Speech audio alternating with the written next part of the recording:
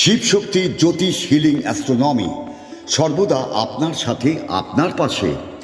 জীবনে প্রত্যেকটি সমস্যার সমাধানে মা কালী ও ভগবান গৌতম বুদ্ধের সাধনায় সিদ্ধিপ্রাপ্ত গোল্ড মেডেলিস্ট জ্যোতির্ময়ী সুতপা বোস, ভাগ্য বিশারদ, অ্যাস্ট্রোলজার, ট্যারট রিডার, ক্রিস্টাল, লামা ফাড়া হিলার, শিশু কাউন্সিলিংয়ে দক্ষ এবং অনুমোদনপ্রাপ্ত। বৈবাহিক সমস্যা, প্রেমের সমস্যা, সম্পত্তিগত সমস্যা, আর্থিক সমস্যা, শারীরিক সমস্যা, শিক্ষায় এগিয়ে যাওয়ার ক্ষেত্রে বাধা বা সমস্যা, সকল সমস্যার সমাধানে আপনার পাশে জ্যোতির্ময়ী সুতপা বোস। শিবশক্তির জ্যোতিষ হিলিং অ্যাস্ট্রোনমির কর্ণধার সুতপা বোস, যিনি কুণ্ডলী বিচার এবং লামা ফেরা হিলিংয়ের দ্বারা জীবনে প্রত্যেকটি সমস্যার সমাধান করেন। মা কালী ও ভগবান গৌতম বুদ্ধের সাধনায় সিদ্ধিপ্রাপ্ত জ্যোতির্ময়ী সুতপা বোস। তিনি বসছেন শ্রীরামপুর, চন্দননগর ও ব্যান্ডেলে। তার সাথে যোগাযোগ করতে ফোন করুন 8240964923, বাংলায় 8240964923।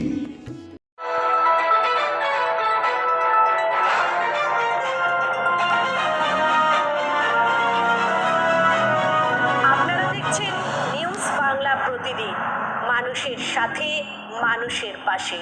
আপনারা দেখছেন নিউজ বাংলা প্রতিদিন। আমি গীতা। দেখে নেব আজকে হেডলাইন। গাছ লাগান, প্রাণ বাঁচান। একটি গাছ, একটি প্রাণ।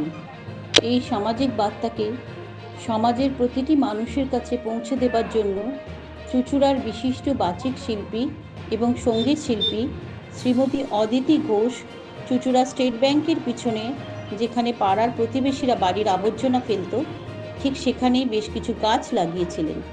কিন্তু কথায় আছে না, ভালো কাজের ভালো ফল পাওয়া খুব মুশকিল। ভালো কাজ করতে গেলে অনেক বাধার সম্মুখীন হতে হয়। ঠিক তেমনি অদিতি ঘোষ চক্রবর্তীকেও বাধার সম্মুখীন হতে হয়েছে।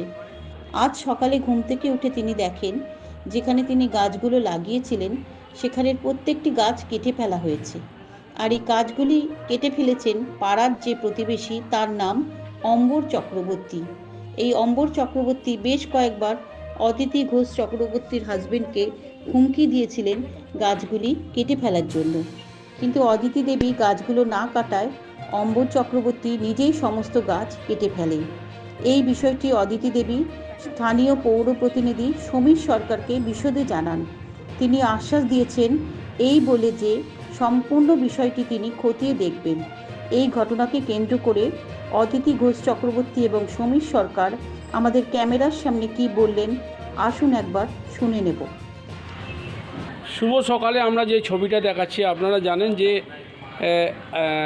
সরকার থেকে শুরু করে সবাই এখন বলছে যে একটি গাছ একটি প্রাণ। গাছ লাগানো, অন্তত প্রতিটা ব্লাড ডোনার থেকে শুরু করে বিভিন্ন জায়গা থেকে বৃক্ষরোপণ শুরু করে বিভিন্ন জানি আমরা অক্সিজেনের অভাব, যেই অভাব আমাদের দেখা দিয়েছে, হ্যাঁ, যার কারণেই আমাদের তাপমাত্রা এত বাড়ছে, এত গরমের কষ্ট। গাছ লাগান, প্রাণ বাঁচান। যেই ভদ্রমহিলা উনি গাছ লাগিয়েছেন নিজের খরচা করে, এবং যেই জায়গাটায় পরিষ্কার পরিচ্ছন্ন করে ওই জায়গাতে উনি গাছ লেগেছেন, যাতে কারোর অসুবিধে না হয়, কোনো চলাফেরার কোনো অসুবিধে না হয়, সেই গাছ বসিয়েছেন। বসানোর পরে প্রতিবেশী এক ভদ্রলোক, নাম হলো অমল চক্রবর্তী, উনি গাছটি অমর চক্রবর্তী রাতের অন্ধকারে গাছগুলো কীভাবে সকালবেলা গাছগুলো কীভাবে কেটে দিয়েছে দেখুন।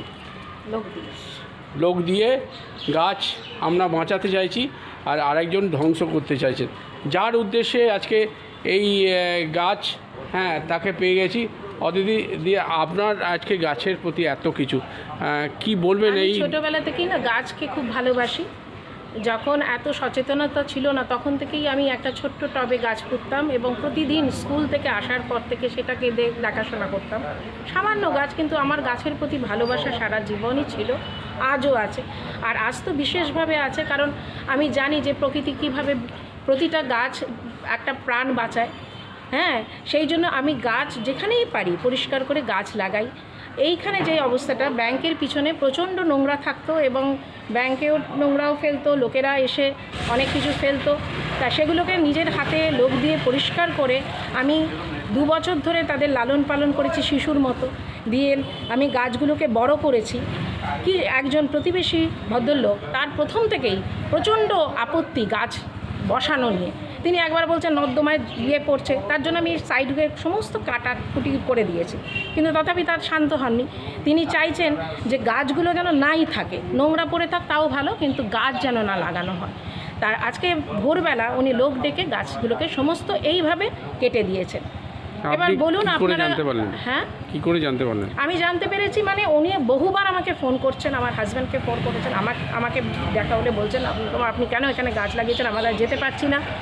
আমরা আচ্ছা দেখুন, এতখানি রাস্তা, তাতে কি কোনো গাড়ি আসতে পারবে না, যেতে পারবে না বলুন আপনারা? হ্যাঁ, আমি এক কোনায় গাছ লাগিয়েছি, এক সাইডে গাছ লাগিয়েছি, হ্যাঁ, কিন্তু প্রচণ্ড ওনার আপত্তি প্রতিনিয়ত। তা ওনার এই বহুবার আমাকে ফোন করেছে, আমি তারপরেও আমি গাছগুলো সাইডে কেটে দিয়েছি যাতে কোনোভাবে অসুবিধা না হয়, কিন্তু তথাপি উনি মানলেন না। উনি লোক ডেকে এইভাবে গাছগুলোকে এইরকম অবস্থা করেছে। এগুলো সব ফুলের গাছ, এগুলো বিরাট গাছ হবে না, কিন্তু উনি গাছকে একদমই সহ্য করতে পারেন। আমি জানি না, এরকম মানুষ হয়তো খুবই কম দেখা যায়। স্থানীয় কাউন্সিলর সরকারি প্রতিনিধিকে জানিয়েছেন? হ্যাঁ, জানিয়েছি। তিনি কি বললেন? তিনি বললেন তিনি জানেনই না এই ঘটনার ব্যাপারে। তিনি তো প্রচণ্ড আমাকে করতেন যে এত সুন্দর করে রেখেছো তুমি গাছগুলো দিয়ে, এবং ব্যাংকের সমস্ত লোক আমাকে অ্যাপ্লড করতো, পাড়া প্রতিবেশী সবাই ভালো বলে। হ্যাঁ, কিন্তু দুঃখের ব্যাপার, কিছু বাজে লোকের এই পৃথিবীতে থাকার জন্যই বিভিন্ন রকম বাজে কাজ হচ্ছে, যার জন্য আমরা আজকে সরব হয়েছি। একটি মেয়ের আমরা সবাই জানি, এটা নতুন করে বলতে হবে না, এরকম গাছ বিনষ্ট করছে সেরকমও কিছু লোক আছে, কিছু দুষ্কৃতী আছে, যার জন্য আমাদের পৃথিবীটা এইভাবে নষ্ট হয়ে যাচ্ছে এবং যে জায়গা আমরা আছি সেটা খারাপ হয়ে যাচ্ছে কিছু বাজে লোকের জন্য। সবাই তো বাজে নয়, কিন্তু কিছু পরিবেশকে ক্ষতি করছে, কিছু মানুষকে ক্ষতি করছে, এর পরিত্রাণ আমরা পেতে চাই। ম্যাডাম, উনি যে স্টেট ব্যাংকের পেছন দিকে, যেটা ওয়েস্টের জায়গা, সেখানে গাছ টাছ লাগিয়ে উনি একটু পরিবেশ করতে চেয়েছিলেন, কিন্তু তারই প্রতিবেশী একজন অমলেন্দ্র চক্রবর্তী, উনি গাছগুলো কেটে দিয়েছেন। আপনারা তো সরকার থেকে বলছেন যে একটি গাছ একটি প্রাণ, গাছ লাগান, তাই এইটা কীভাবে দেখবেন আপনি? দেখুন, গাছ লাগানো প্রয়োজন, মানুষের অক্সিজেন দিলে মানুষ গাছ লাগাবে না। তবে আমি খোঁজ নিয়ে দেখবো কে বা কারা কেটে যাই না, আপনার মুখে আমি শুনলাম। যদি সত্যি এরকম গাছ কেটে যায় বা গাছ ফেলে দেয়, আমি নিশ্চয়ই বলবো এগুলো ঠিক না। গাছ সবুজ ভালো লাগে, আমরা সবুজ আনার পক্ষে, আমরা গাছ লাগা, একটি প্রাণ একটি গাছ আমরা জানি। যদি তো এরকম গাছ আমরা কেটে ফেটে থাকা, নিজে খোঁজ খবর নেবো যাতে এগুলো না হয়, সেগুলো আমি